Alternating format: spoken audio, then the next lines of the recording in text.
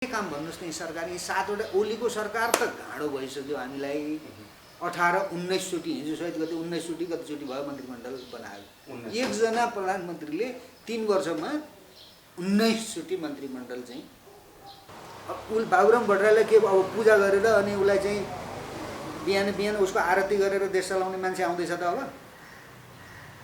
हामी यस्ता मान्छे शासनमा आयौँ भने बाबुरामको आरती गरेर देश चलाउँछौँ कि यस्तालाई त चाहिँ खोरमा हालेर देश चलाउने हो नि त जसले यो देश बर्बाद बनाए तिनीहरूलाई आरती गरेर देश चलाइन्छ चल्छ देश यी झापड होइन यो देशमा स्थिति बिग्रियो त गोली खान्छन् सेनाले अथवा अरू कसैले मुलुकलाई स्थितिमा ल्याउनका निम्ति प्रयास नगर्ने हो भने त यिनीहरू बाँच्ने त म त ठाउँै देख्दिनँ जनतामा त्यो आक्रोश छ अहिले उडाइदिन्छ विदेशीले जनताको हातमा हतियार दियो भने भोलि चाहिँ कुनै पनि प्रकारको युद्धमा देश गएर जनताको हातमा हतियार गर्न उडाउँदैन सेनाका ब्यारेक हान्नेले अनि मुला यो शेरबहादुर अनि प्रचण्ड यिनीहरूलाई सजिलै डुल्न दिन्छ त्यो नेपाली त अहिले पनि छन् नि त यहाँभित्र हिजो धोका पाएका चाहिँ पूर्व माओवादीहरू छन् नि हिँड्दा हिँड्दै बम बनाउनेर हान्नेहरूलाई कसैले अहिले पैसा 2-4 करोड 2-4 अरब पैसा दिएर पच्काउ यिनीहरूलाई भन्यो भने के हालत हुन्छ यिनीहरू कसले बचाउने नै सेनाले बचाउन सक्छ प्रचण्डलाई ओलीलाई देउवालाई यिनीहरूलाई सेनाले बचाउन सक्छ उसले ल महाराज गरिबक्छ भनेपछि त यहाँ तपाईँको उथल हुन्छ कायापलट हुन्छ है कहिले पनि अरू 100औं वर्षसम्म चाहिँ विदेशीका दलालहरूले चाहिँ यो देशमा आँखा लाउन नसक्ने चाहिँ स्थिति बन्छ। राजनीतिक विश्लेषक अनिल योगीजी हुनुहुन्छ। आज हामी विशेष गरी पछिल्लो समसामयिक राजनीतिक घटनाक्रममा केन्द्रित रहेर कुराकानी गर्नेछौँ। स्वागत छ सर यहाँलाई। धन्यवाद। अहिले आरामै हुनुहुन्छ? अहिलेसम्म ठिकै छु, पछि के हुन्छ भन्न सकिँदैन। यो बिचमा राजनीतिमा जुन किसिमको तरङ्ग देखिएको छ, प्रदेशमा एक किसिमको बाढ भइलो छ र मन्त्री परिषद पुनर्गठनको विषय पनि यतिखेर चर्चामा छ। रामबहादुर थापा बादलकी श्रीमती मन्त्री भएसँगै त्यो विषय पनि यतिखेर चर्चाको विषय बनिरहेको छ, विवादित बनिरहेको छ। प्रदेश नम्बर 2 मा सरकार गठनको प्रक्रियालाई लिएर पनि त्यो विषय पनि विवादित बनिरहेको अहिलेको यो अवस्थालाई कसरी हेरिरहनु भएको छ यहाँ? धन्यवाद सञ्जयजी। अब यो के गर्नेलाई भन्दा देख्नेलाई लाज भन्छ नि, त्यस्तै भयो। त्यो हाम्रो डाक्टर सुरेन्द्र केसीले भन्नुहुन्छ नि, इनकी साला, इनकी श्रीमती, इनकी सासू, जेठी सासू, होइन यिनले त बाँडेर खाएर राज्यलाई भन्छन् नि। अब सुन्दाखेरि अब बढ्ता बोल्यो क्या हो, सुरेन्द्र केसीले भन्छन् कतिपय मान्छेले, त यथार्थ त त्यही हो नि त।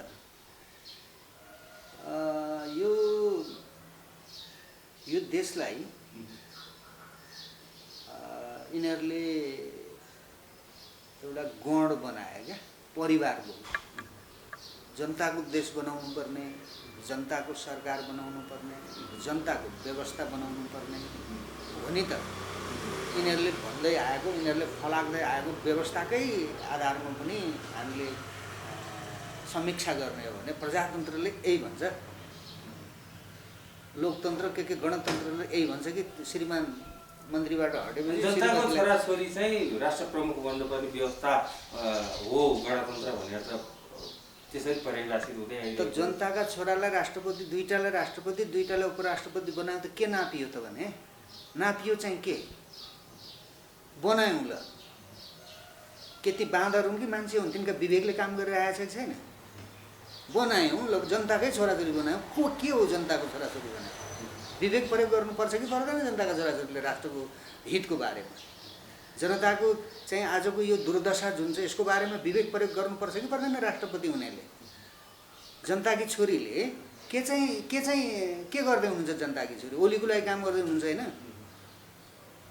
राष्ट्रपति हाम नेपालीको राष्ट्रपति हो कि प्रधानमन्त्री ओलीको राष्ट्रपति हो?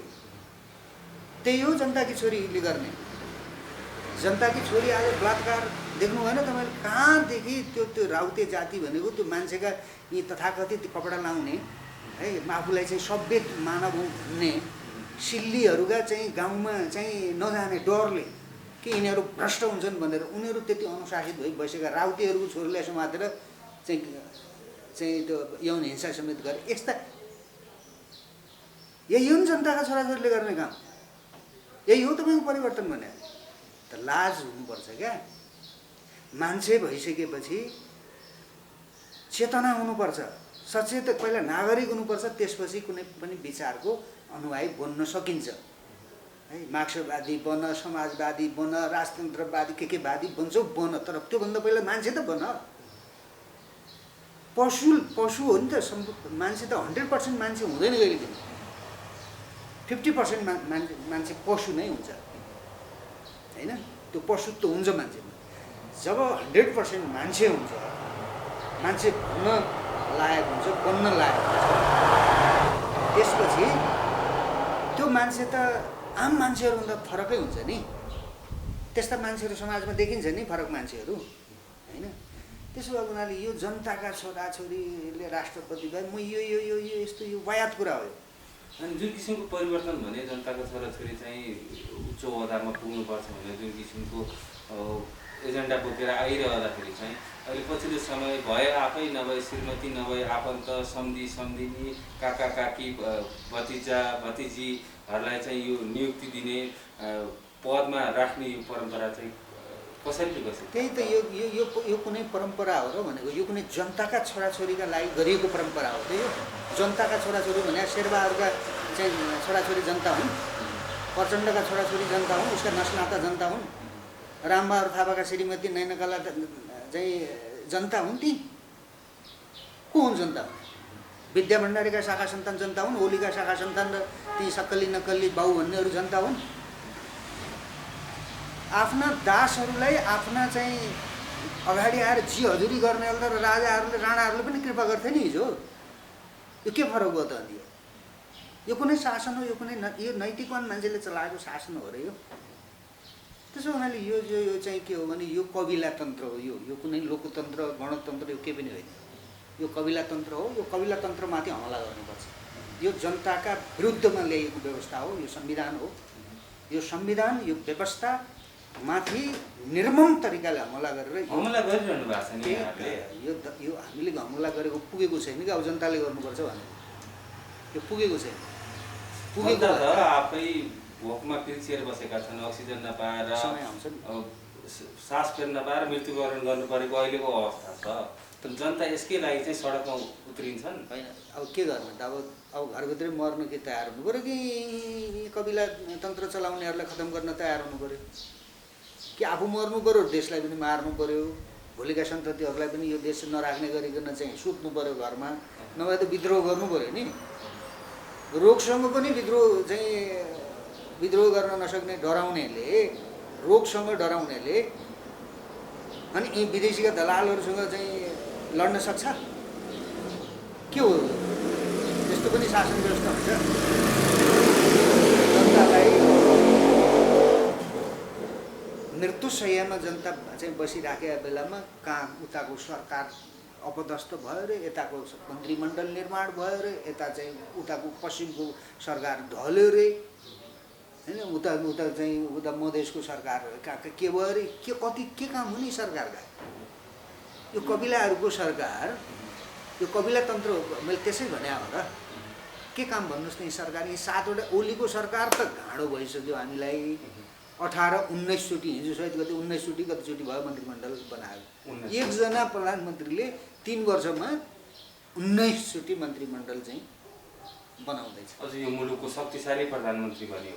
छान्दै खुवाउँदै कहिले कसैलाई चाहिँ मन्त्री बनाएको छ, कहिले कसैलाई मन्त्री बनाएको छ। यिनीहरूले त यो भन्न मिल्छ कि मिल्दैन, अलि अपशब्द होला, यो कतै न कतै चाहिँ कसैमाथि चोट पुग्न सक्छ यो मैले बोल्ने भाषाले।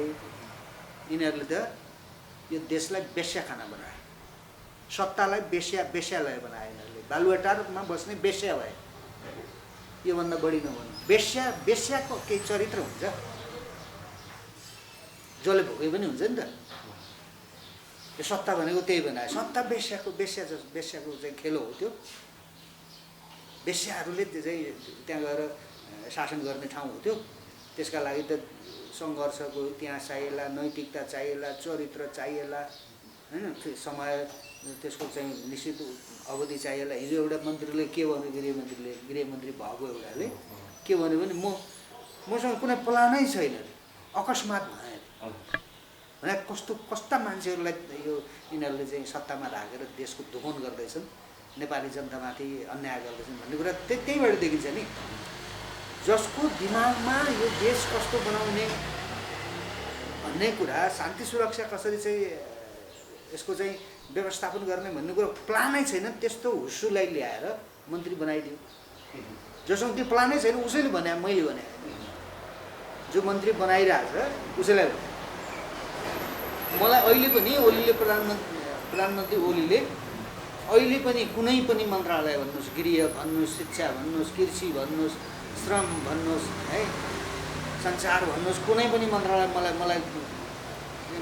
मलाई मन्त्री बनाइदिएको भए म त्यस्तो चाहिँ सिल्ली कुरा गर्दैन थिएँ। मसँग त अलरेडी प्लान छ।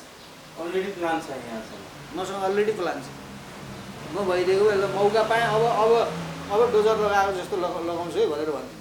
अब म कति बस्छु म थाहा छैन, तर अब मैले चाहिँ धक्का दिन्छु है भनेर भनिदिन्थेँ। मसँग प्लान छ भनिदिन्थेँ। प्लानै छैन।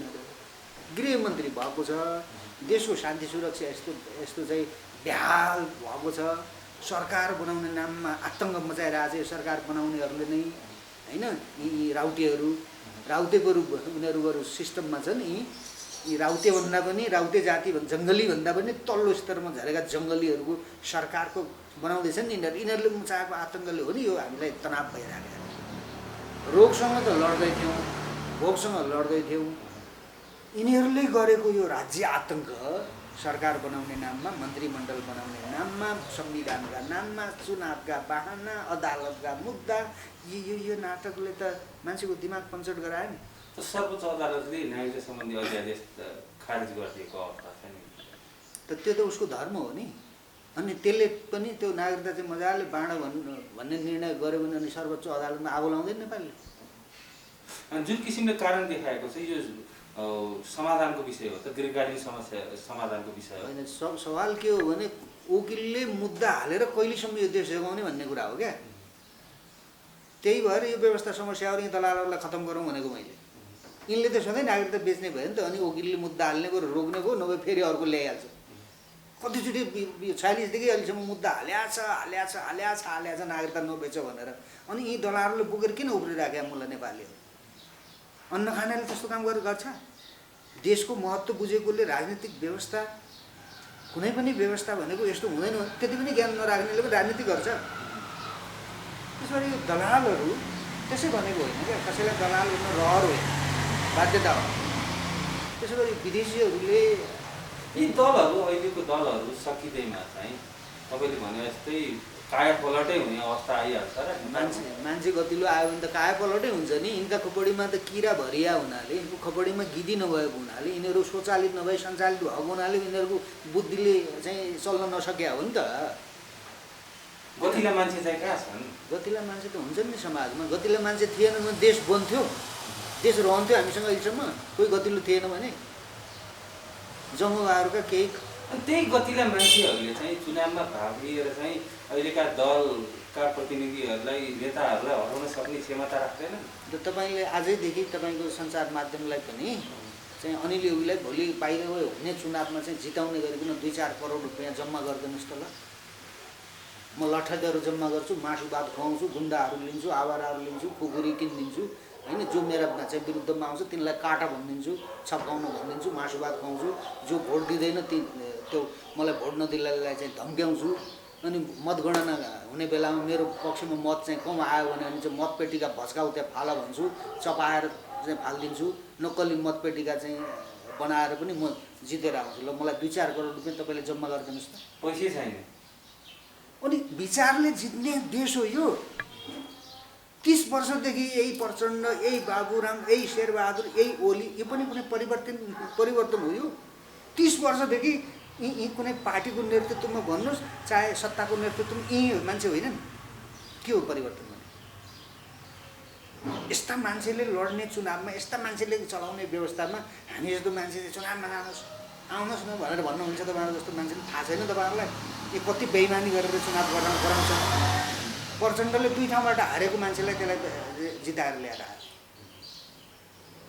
है। यहाँ हार्ने थाहा पाएपछि उता चाहिँ तराईमा लगेर लडायो, तर त्यहाँ पनि हारेको थियो, नक्कली के गरेर जिताएर ल्याएर आयो है।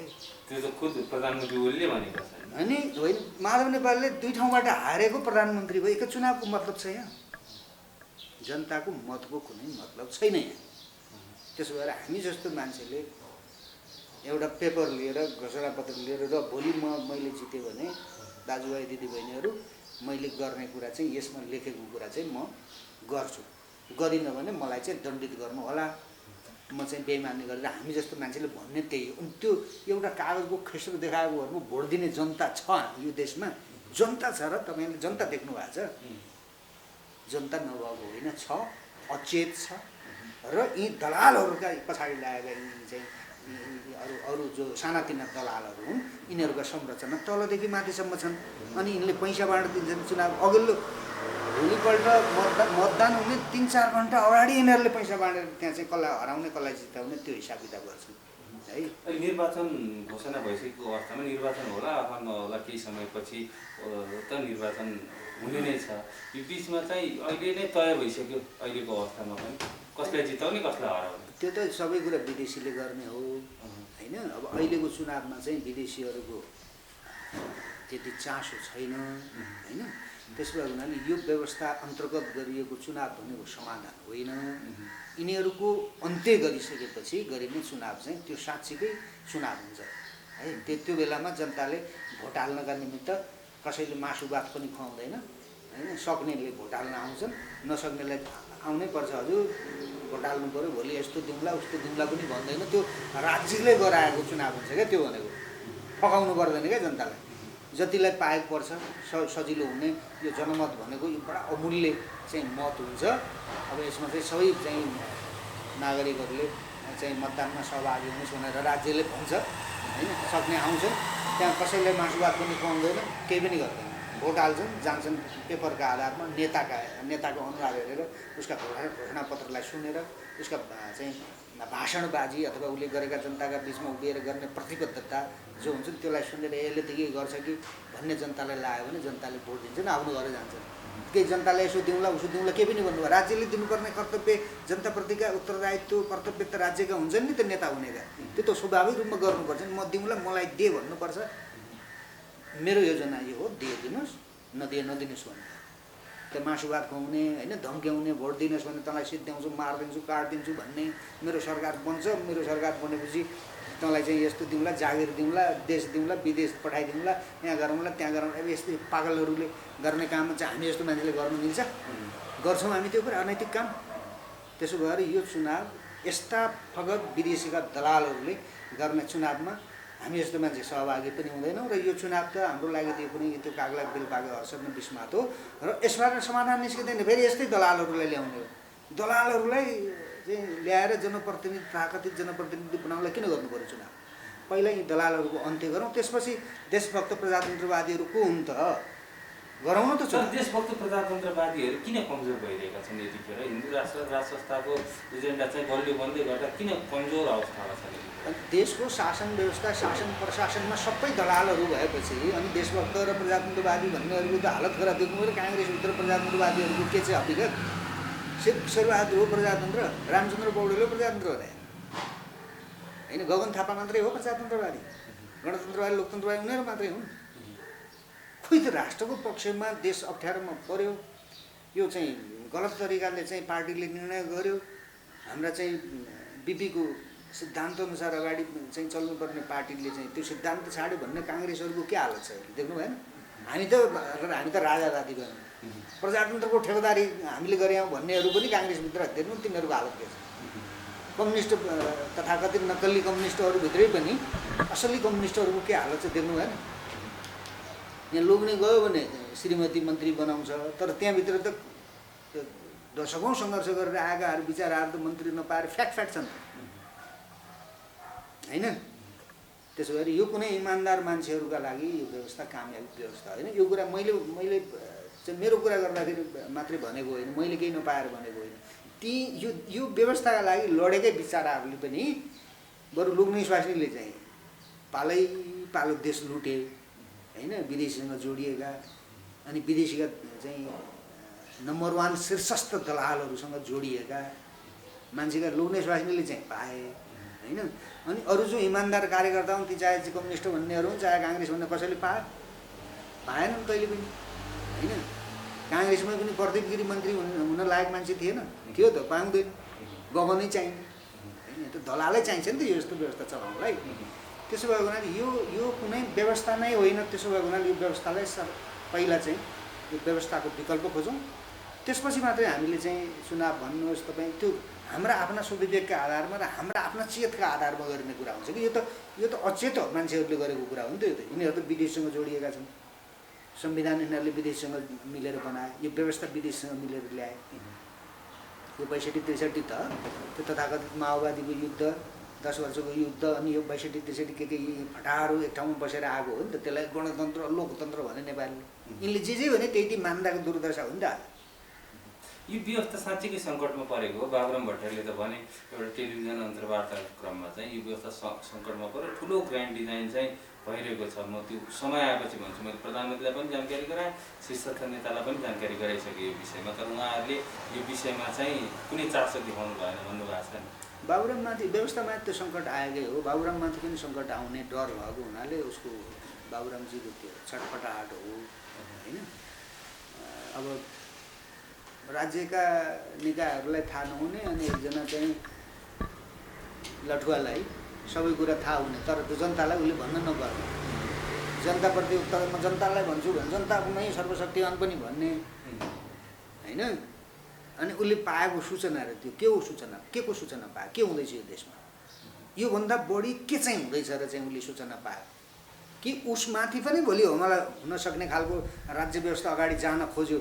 देशभक्तहरू, प्रजातन्त्र साँच्चीकै शक्तिशाली मान्छेहरू शासनमा आएर मलाई समातेर घोग्रे ठ्याक लगाएर फोरमा हाल्ने भए अब बाँकी जीवन चाहिँ शान र मानको ठाँटले जनताका बिचमा हिन्डुल गर्न मिल्न नपाइने भयो, फोरमा जानुपर्ने भयो भनेर डर आएको बाबुराम भट्टराई फोरमा जान्छ। अब बाबुराम भट्टराईलाई के अब पूजा गरेर अनि उसलाई चाहिँ बिहान उसको आरती गरेर देश चलाउने मान्छे आउँदैछ त। अब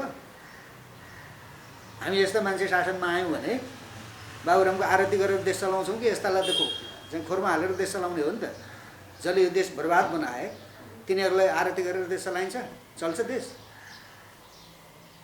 यिनीहरूले मुलुकप्रति गरेको अपराध, नेपाली जनताप्रति गरेको गद्दारी, त्यो सामान्य चाहिँ कुरा हो भन्ठानेको छ तपाईँहरूले।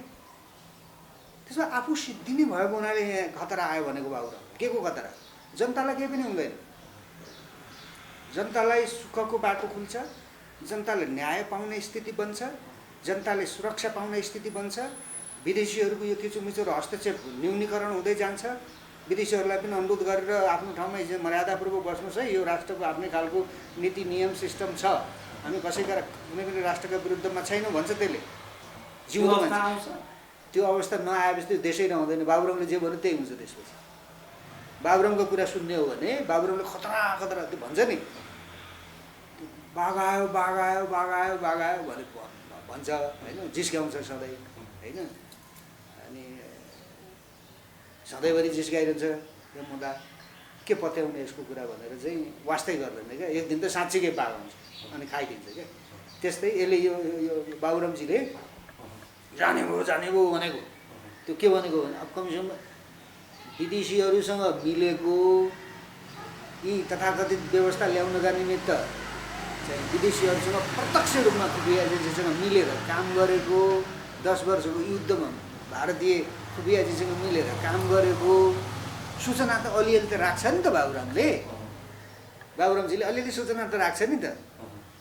त्यसो भएर उसले चाहिँ यो व्यवस्था जाने सङ्घारमा पुगेको कुरा उसले आफै पनि एउटा राजनीति गर्ने त्यो त्यही उसको अरू केही काम छ? काम छैन नि त। यही खेलो गरिबस्ने हो उसले। त्यो भएर यो खेलो गर्दै बस्दाखेरि अब हामी त सिद्धिने भयौँ। अब कहीँ बाटो देखिँदैन, जनता पनि यतातिर फर्कियो, राज संस्थातिर फर्कियो, सेना चाहियो भन्न थाले, सैनिक शासनको कुरा आउन थाल्यो, राज संस्थाको कुरा आउन थाल्यो भनेर उसले मुल्याउनु भयो। अब खतरा आयो भनेको त उस राष्ट्रमाथि खतरा आएको होइन, नेपाली जनताको जीवनमाथि खतरा आउने होइन, राष्ट्र र जनताको जीवन बलियो हुने हो, त्यो हुनु भनेको यिनीहरूको लागि खतरा हो। उसले त्यही भएर खतरा भयो, केही पनि हुँदैन।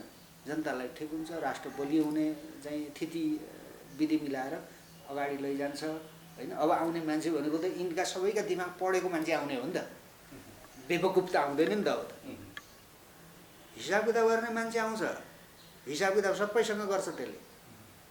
त्यसो भएको हुनाले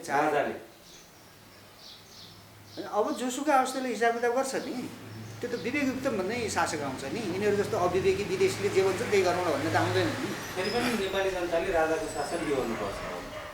राजाको शासन होइन, नेपाली जनताको शासन हो त्यो है। यी दलालहरू, पछि आएका दलालहरू होइन,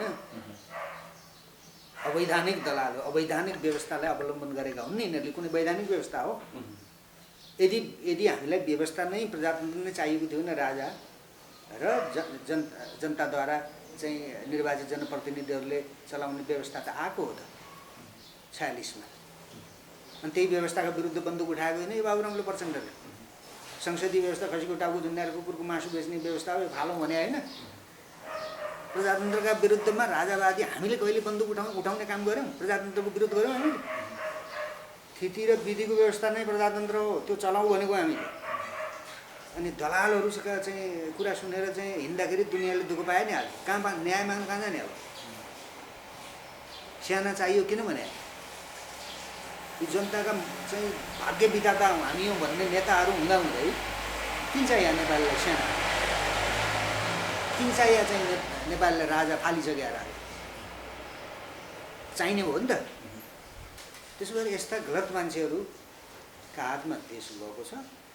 यिनीहरूलाई सम्पूर्ण रूपले यिनीहरूलाई चाहिँ कानुनी कठघरामा ल्याएर यिनीहरूले लुटेको सम्पत्ति खोज्ने, बाबुरामवालाहरूलाई विदेशीका दलालहरू देखिएका होइन प्रमाणित घोषित दलालहरूलाई चाहिँ तपाईँले भने जस्तै दलालहरू नेपालमा कतिको सङ्ख्या? एउटै राजनीतिमा छन्, यो तथाकथित बुद्धिजीवी भन्नेहरूमा दलाल छन्, पत्रकारितामा दलाल छन्, जस्तै धेरै छन् दलालहरू है। हरेक क्षेत्रमा छन् दलालहरू है।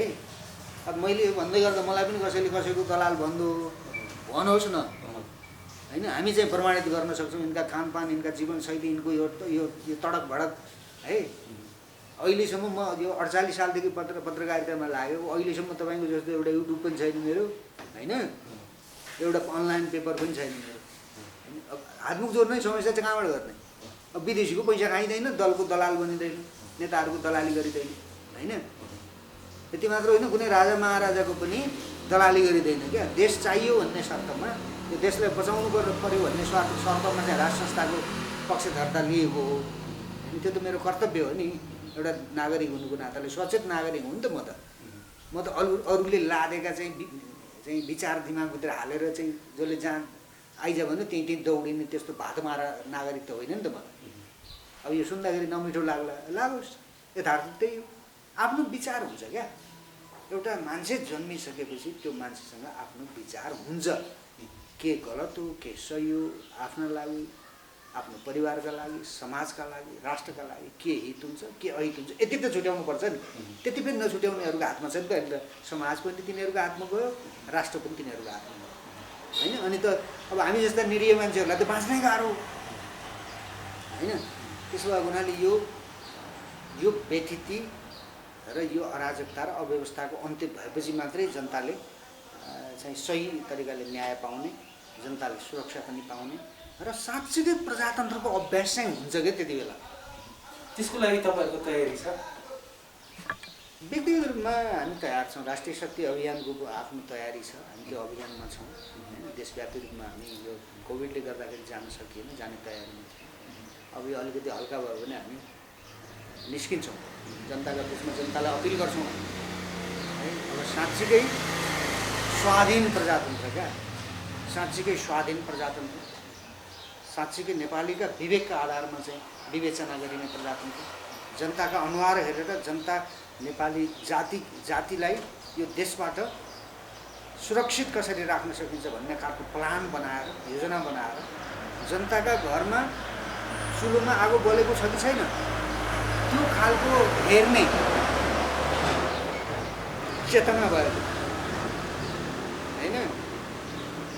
त्यो कसले के भन्छ अनि काम गरौँला भन्ने लठुवा होइन क्या, त्यो चेतना भएको जनतालाई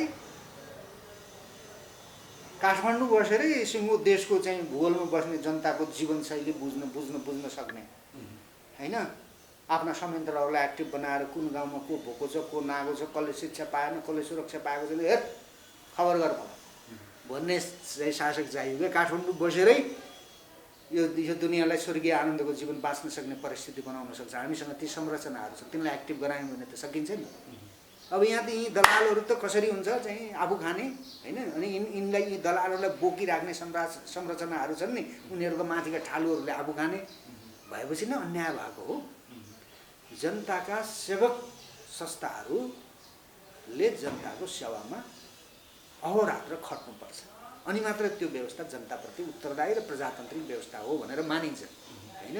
अब यो ठालुहरूको व्यवस्था हो, यो सबै क्षेत्रका सुरक्षाका ठालु, कर्मचारी तन्त्रका ठालु, राजनीतिका ठालु, यो ठालुहरू मात्रै माथि मिलेर खाइराखेका छन् र जनता अन्यायमा पर्या हो। त्यसो भएर अब यो अन्यायको अन्त्य हुन्छ।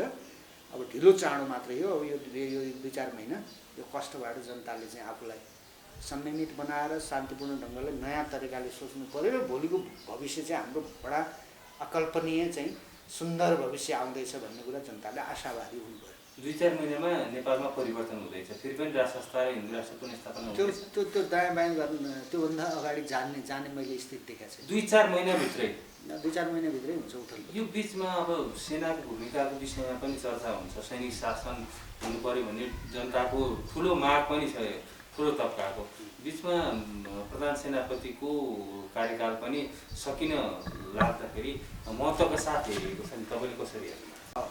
सेना त महत्त्वपूर्ण हुने नै भयो। हामीले गाली गर्छौँ नि सेनालाई, किनकि आफ्नो अभिभावक ठानिएपछि होइन, जिम्मेवार ठानिएपछि विद्रोह गर्छ क्या आफ्नो देशको जनताले होइन। हामीले सेनालाई गाली गरेको, सेनाका जर्साहरूलाई गाली गरेको त्यो के हो त भन्दा उनीहरूलाई बलियो बनाउनलाई गाली गरे। विदेशीका दलालहरू जस्तो हो, उनीहरूमाथि चाहिँ उनीहरूका ब्यारेक हानेर ती जर्साहरूको हातगोडा काटिदिएर सत्तामा जान चाहेको होइन नि त हामीले। सेना बलियो होस् भनेर भनेको। सेना राष्ट्रको अभिन्न अङ्ग हो है। सेनाको त्यो चिफले अस्ति जे भन्नुभयो त्यो संस्थागत धारणा हो, उहाँ गए पनि त्यो अर्कोले कार्यान्वयन गर्छ। त्यसो भए उनीहरूले अबको सङ्कट भनेको अब यो सामान्य तरिकाले सङ्कट समाधान हुँदैन। नेपालीहरूले भने नि लत्ता छाडिसकेका छ। नेपालीहरू आफ्नो फेरि हिंसा हुन्छ, विद्रोह हुन्छ, हिंसा हुँदैन। सेना अगाडि आयो भने हिंसा हुँदैन। सेनाले पनि केही नगर्ने हो भने राजाले र सेनाले चाहिँ सही तरिकाले यसको चाहिँ राजनीतिक व्यवस्थापन गर्नका निमित्त राष्ट्रभित्र राष्ट्र बाहिरका शक्तिहरूसँग समन्वय नगर्ने हो भने चाहिँ हिंसामा जान्छ देश। सेनाले पहल गरिदियो भने त्यसपछि मुलुक हिंसामा नगइकन शान्तिपूर्ण ढङ्गले बाटो खुल्छ है। यो यो यो यो अनुशासनभन्दा बाहिर गएको दुनियाँलाई होइन, तत्त्वहरू त छ नि, जलियो आयो अहिले शासनको चाहिँ अथवा लोकतन्त्रको ठेकेदारी गरिराखेका छ होइन। मुलुक लुट्ने ठेका पनि यिनीहरूकै छ होइन, त्यो बाटो खन्ने ठेका पनि यिनकै छ, अरू त कसैले पनि पाउँदैन। यहीँ पार्टीका ठेकेदारहरूले पाउँदैन, यिनकै पछाडि लागेकाहरूले पाउँदैन। यो ठेकेदारी प्रथा जुन छ नि, लोकतन्त्रको, प्रजातन्त्रको, गणतन्त्रको अनि अरू देश बनाउनेको नाममा लुट्ने जुन ठेकेदारी छ, यो ठेकेदारहरूमाथि हमला गर्नका निमित्त त हामीले त सक्दैनौँ। हामीलाई त चाहियो नि त यो देशलाई ठेटीमा सबैको देश बनाउनलाई त चाहिए हो नि त सेना। सबैको देश बनाइदिनका निमित्त पृथ्वीनारायण शाहले निर्माण गरेको संस्था हो नि त्यो। शाहवंशले आफ्ना लागि बनाएको त होइन नि, आफ्ना लागि बनाएको भए त छोडिहाल्दैन होइन। आफ्ना लागि बनाएको होइन, राष्ट्रका लागि बनाएको संस्था थियो त्यो शाहवंशले। त्यसो भएको हुनाले सेनाले चाहिँ बल प्रयोग गर्ने समय चाहिँ नजिक आउन सक्छ। त्यो कारणले प्रधान सेनापतिको अस्तिको वक्तव्य आएको हो। देश अप्ठ्यारोमा छ नि होइन, भोलि फस्यो भने त तपाईँ र म त जानु पर्दैन लड्न, त पहिला सेना जानुपर्छ। त्यसो भएको हुनाले पनि सेनाले बोलेको कुरा, अहिलेको सेनापतिले बोलेको कुरा भोलिका आउने सेनापतिहरूले पनि त्यसलाई फलो गर्नुपर्छ।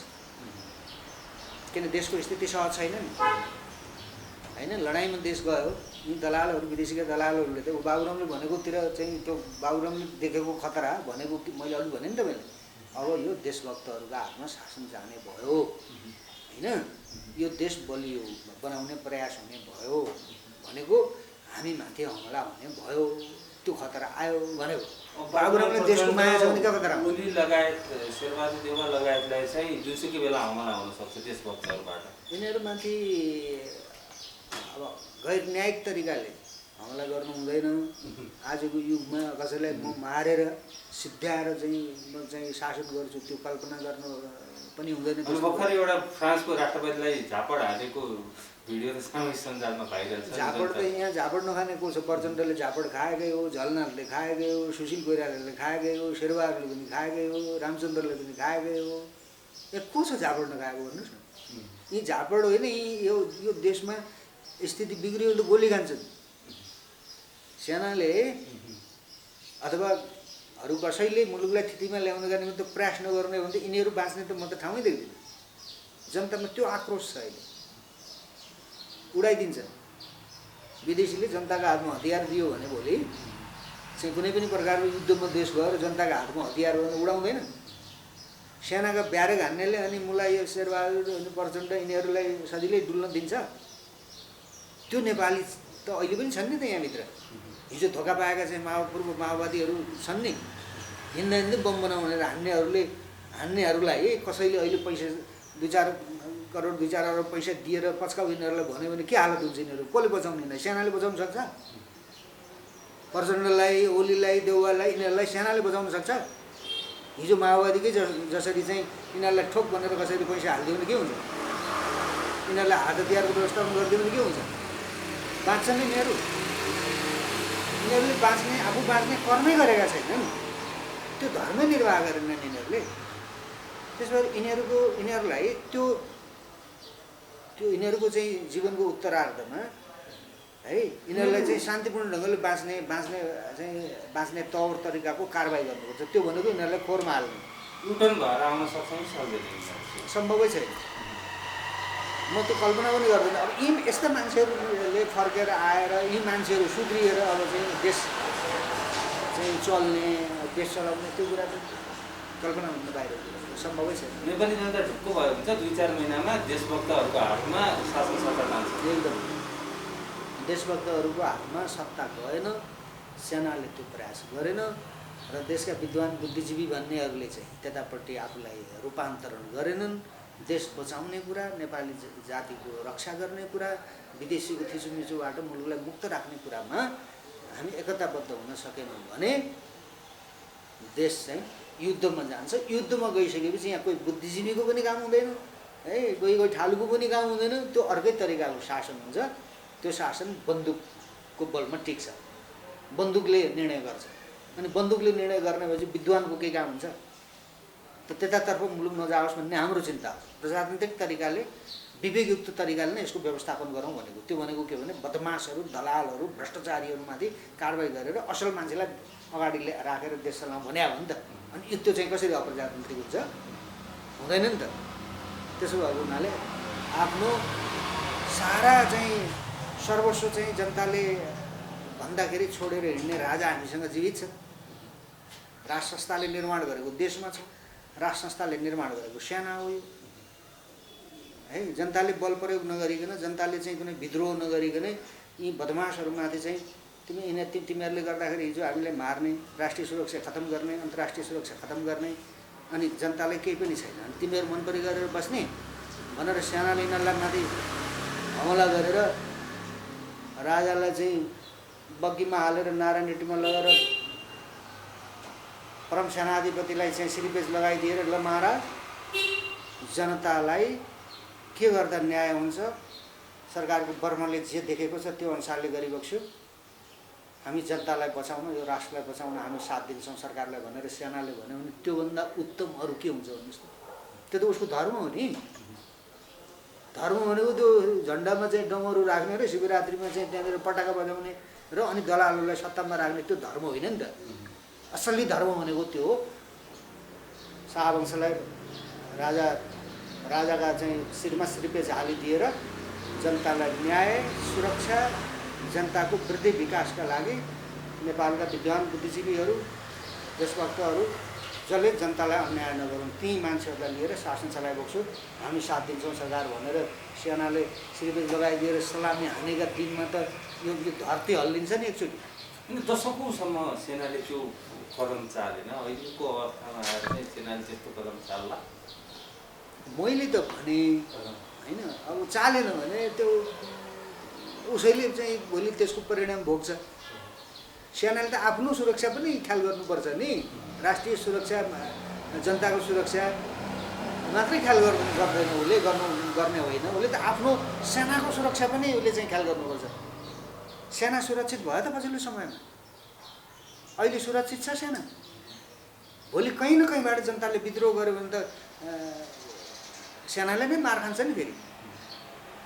त्यसो गरेर सेनाले आफ्नो सुरक्षाको के पनि ख्याल गरेर त्यहाँ फर्किनु पऱ्यो भनेर राष्ट्र संस्था भयो भने सकल सेनाका जवानको पनि सुरक्षाको चिन्ता गर्छ। त्यही भएर राष्ट्र संस्था चाहियो भनेको जनताको सुरक्षा पनि हुन्छ, सेनाको सुरक्षा पनि हुन्छ, अन्य सुरक्षा चाहिँ अङ्गहरू पनि मान मर्दन हुँदैन होइन। उनीहरूले पनि आफ्नो इज्जत अनुसार राष्ट्रको सिन्दुर चाहिँ लगाइसकेपछि जनताका बिचमा जाँदाखेरि अपमानित भएर अहिलेको जस्तो है अपमानित जीवन बाँच्नु पर्दैन। ती राष्ट्रका सुरक्षा अङ्गमा बस्नेहरू तलदेखि माथिसम्मकाको इज्जत हुन्छ। इज्जत थियो हिजो, अहिले इज्जत छ कसैले मान्छ यिनीहरूलाई? त्यसो भएको हुनाले आफ्नो इज्जत र मान बढाउनका लागि र राष्ट्रको रक्षा गर्नका लागि होइन सैनिक नेतृत्वले यिनीहरूलाई समातेर खोरमा हालेर मारादेरा सरकारलाई नारायणहिटीमा लगेर श्रीपेज लगाएर भने नि भन्नु पऱ्यो, महाराज अब यो देशको जनतालाई सुख र चाहिँ सुरक्षासहितको जिन्दगी दिनका निमित्त, यो राष्ट्रको रक्षा गर्नका निमित्त सरकारको बर्माले जे सक्छ त्यो गरिबक्छु, हामी साथ दिन तयार छौँ र नेपाली जनतालाई चाहिँ न्याय दिबक्छु भनेर सेनाले भन्यो भने त यो सेनालाई त हाई हाई हाम्रो सेना भन्छन् नि नेपालीले, छाती पिटी पिटी भन्छन्, हामीलाई बचाउन आयो हाम्रो सेना भनेर गर्व गर्छन्। चोरलाई तह लगायो, गुन्डालाई तह लगायो, विदेशीका दलाललाई तह लगायो, यिनले लुटेको सम्पत्ति चाहिँ खोसेर राष्ट्रको ढुकुटीमा जम्मा गर्यो। अब त्यो सम्पत्तिले हामीले शिक्षा सजिलो पाउँछौँ, स्वास्थ्य सजिलो पाउँछौँ, अक्सिजन पाउँछौँ, औषधि पाउँछौँ होइन, रोजगारी सिर्जना हुन्छ, सारा कुरा हामी पाउँछौँ भन्छ जनताले। अनि त्यो दिनुपर्छ होइन। अनि त्यो नगर्ने भएपछि त गाह्रो हुन्छ, गाह्रो हुन्छ नि, सेनालाई नै गाह्रो हुन्छ नि। हामी त नागरिक हौँ, त्यस्तो कुनै जवाबदेही दायित्व हाम्रो अहिले जिम्मेवारीमा हामी छैनौँ। हाम्रा लागि चाहिँ चिन्ताको कुरा मात्रै हो हामीले गर्ने भनेको। त उनीहरूको दायित्व हो नि, सेनाको त दायित्व हो नि। उसले ल महाराज गरिबक्छु भनेपछि त यहाँ तपाईँको उथल पुथल हुन्छ, कायापलट हुन्छ है।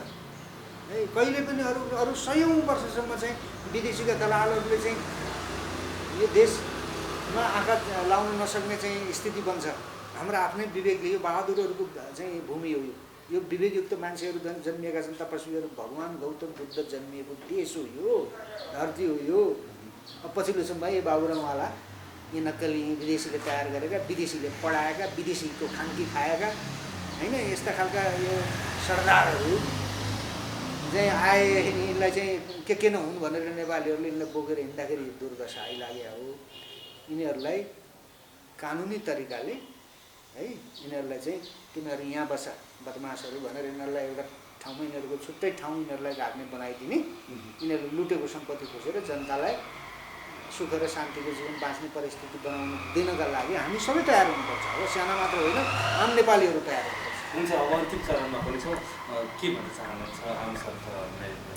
अब अहिले यो कोभिडको समस्या छ, रोग हो यो, यसबाट सुरक्षित रहनुपर्छ, तर मरिहालिने कुरा होइन। यो यो यो यो शासकहरूले मचाएको यो सामाजिक सञ्जालमा देखिएका आतङ्कहरूबाट धेरै आतङ्कित हुन जरुरी छैन होइन। घरैसी उपचार पनि छन्, अस्पतालहरूमा पनि केही सहज हुँदैछ, यो मरिने कुरा होइन। तर देश मऱ्यो भने चाहिँ बर्बाद हुन्छ। यहाँ नागरिक मर्नु 2-4 हजार नागरिक मर्नु, 10-20 हजार नागरिक मर्दा त ती नागरिकहरू पूर्ति हुनसक्छ। तर यो रोगबाट डराएर यी दलालहरूकै यो सरकार, देशभरिका यी सरकारहरूको खेलोमा चाहिँ यो मुलुकलाई छोडिराख्ने हो, उनीहरूलाई मनपरी गर्न दिइराख्ने हो र डराएर चाहिँ नेपालीहरू लुकिराख्ने हो भने चाहिँ देश मर्न सक्छ। त्यसो भएको हुनाले अब हामीले शीघ्रातिशीघ्र यो रोगसँग चाहिँ प्रतिरोध गर्दै देश बचाउनका निमित्त पनि सबै नेपालीहरू आम देशवासीहरू तयार हुनका निमित्त राष्ट्रिय शक्तिको तर्फबाट र म व्यक्तिगत तर्फबाट आम नेपालीलाई अपिल गर्दछु। हस्, धेरै धेरै धन्यवाद यहाँलाई यो मलाई पनि मौका दिनुभयो, तपाईँलाई धेरै धेरै धन्यवाद छ।